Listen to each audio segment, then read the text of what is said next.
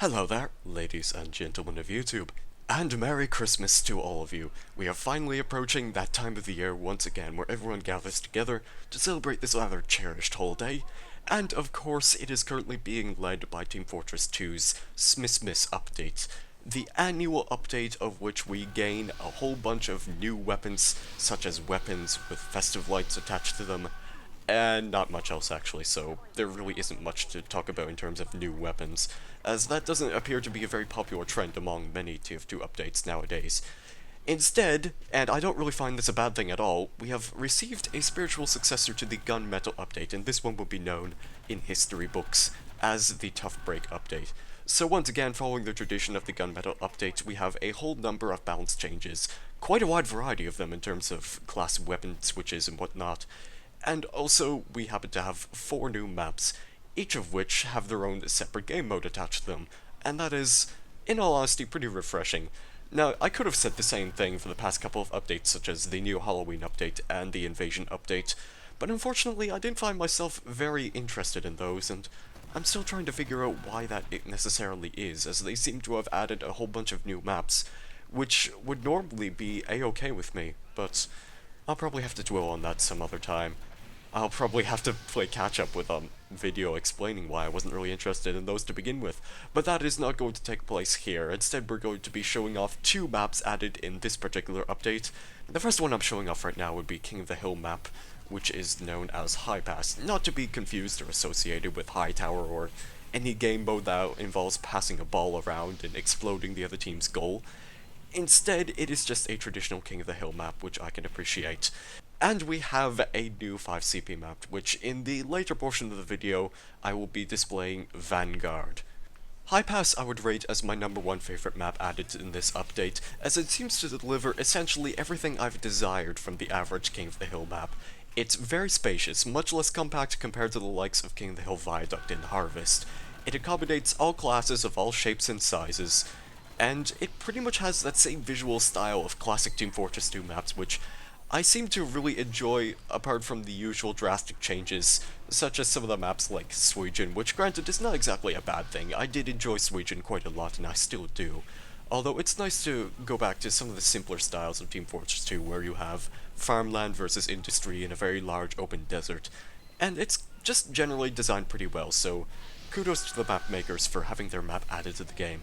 I suppose if there is one criticism I do have about this map is around the midpoint I seem to be suffering a couple of frame drops, which is quite unusual for Team Fortress 2 maps. This is never exactly a problem that has plagued me before, very commonly at least, but this is probably something which may or may not have to do with the map itself, with a couple of interesting sporadic texture changes, and what I mean by that is, well, Half-Life 2 seems to be occasionally seeping into the world of Team Fortress 2 along with the dreaded purple checkerboard virus, but I'm sure that will be mended in due time. For now, I'll probably just focus on playing other maps until this issue is hopefully resolved fairly soon. I won't deem it physically impossible to talk about every single change that happened in this update in the span of less than 12 minutes, but I'd rather talk about the things which genuinely interested me, and while this clip is going to transition to a little bit of heavy gameplay, I do want to talk a little bit about the Pyro and what my thoughts are on his changes. I've never really been a huge Pyro player, although in the times where I do switch to the boots of the masked man, I do find a couple of things which I like to talk about. Now, the most absurd change I find about the Pyro would have to be the Phlogistonator buff, although I think it's important to point out that all flamethrowers now share the same base damage. The degreaser itself actually has much less afterburn damage, as it's not quite intended to be used as a traditional flamethrower would be. But let's talk a bit about the Phlogistonator. So, the Phlogistonator, whenever you taunt with a full meter, now grants the Pyro Ubercharge status until shortly after his taunt ends. And it's a little bit of a questionable one. I fail to see the point in changing this, and whatever arbitrary reason people might have had to begin with. Oh, it's because the Phlogistonator is underused. Well, you don't try to directly buff a weapon to make it more useful. Sometimes you have to change a couple things around that actually make it a completely different weapon altogether. The Phlogistonator is not really a far cry from what it was before, although, in all honesty, that's the only thing I can find to complain about with this particular update. Since the message wasn't clear enough for Pyros to extinguish their teammates, now all Pyromaniacs will gain a 20 health boost whenever they extinguish an ally, and it does not contribute to overheal status, but it is definitely a welcome change for any Pyro in the world. The Degreaser's air blast ammo consumption and afterburn damage have both been heavily neutered as well. Its afterburn has now been reduced to a measly 1 point of damage at a time, thus the medic's regeneration rate now completely beats the Degreaser's afterburn damage into submission. And the increase in air blast ammo consumption now means that the Pyro can only air blast 8 times with this weapon rather than the usual 10. Now, I welcome these changes because it further emphasizes the fact that the Degreaser has often been used as a weapon of utility when combined with other weapons such as the flare gun, or even to some extent the extinguisher, and that was also another weapon which happened to be changed. It now deals its own full critical damage, although even though it's much less compared to the default critical damage of pretty much any other melee weapon, it is somewhat noteworthy to point out that it can only realistically be used with a Degreaser. I guess if I really wanted to rant about that, I could complain a little bit about the extinguisher changes, but I think I'm pretty happy with the fact that it actually does damage now. The only issue being that it can only be paired with the Degreaser if you want it to be any sorts of effective at all. The compression blast itself has also been significantly changed, as now Pyros do not have the same ordinary chance of trapping you within a continuous amount of air blasts. Normally, when a Pyro would air blast you, it didn't matter if you were out in the open or trapped in a building.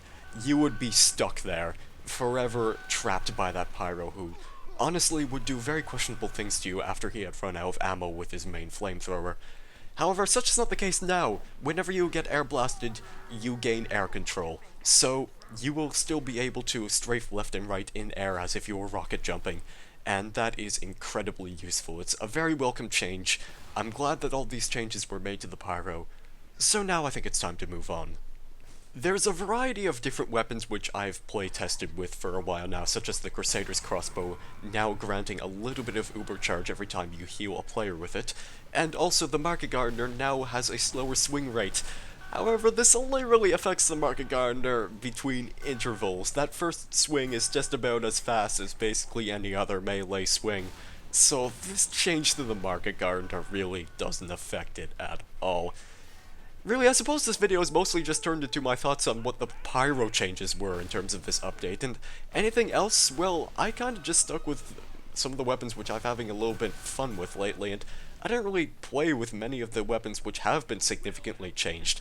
I do know for a fact that while we're playing as a soldier right now, I'm not using the Contra as I normally would if I were strapping a backpack. Instead, I happen to be using the buff banner, which I've been enjoying quite a lot with the black box.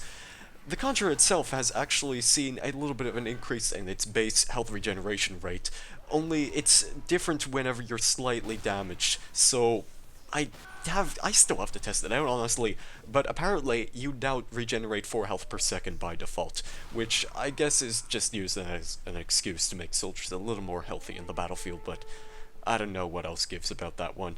I suppose there are plenty of other weapons which I still have to play around with at some point, so I suppose this is just really going to be more about my thoughts on Pyro Changes, and, well, I guess I can maybe talk a bit about Vanguard as well, which is the map I'm playing right now.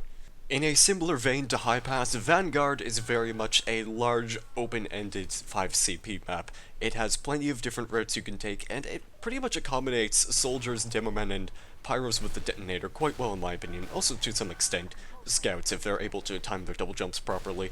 There are plenty of different routes you can take, although, unfortunately, this is only my second best map that I could possibly pick out of all of them, and while that might not necessarily be such a negative thing to say, it suffers from the same issues I have with basically every 5CP map in the game, is that when you're playing in pubs, you know that you're gonna be stuck there on the same team, on the same map for quite a long time.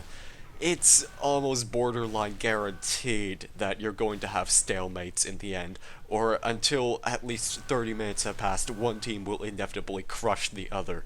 But 5CP maps usually suffer from having a very strict amount of defense, usually from engineers, and if that's not the case, then it's probably just a team which is not quite as well balanced as the other opposing one. And, well, it wasn't really too much different here. We kind of were getting crushed from time to time. We occasionally made a couple of brave pushes now and then, but it wasn't really amounting to very much. One thing I do like about being around the second point on each respective side, however, is that there's this very little tower which I like to cower in a bunch whenever I have a bugle charged. And then I just like to rush out and kill everyone that happens to be storming the point. So it's a little bit of fun to play around on this map. I apologize for not being able to show off the midpoint very well in this video. Probably we'll save that for another time when I actually have a bit of a decent match going on.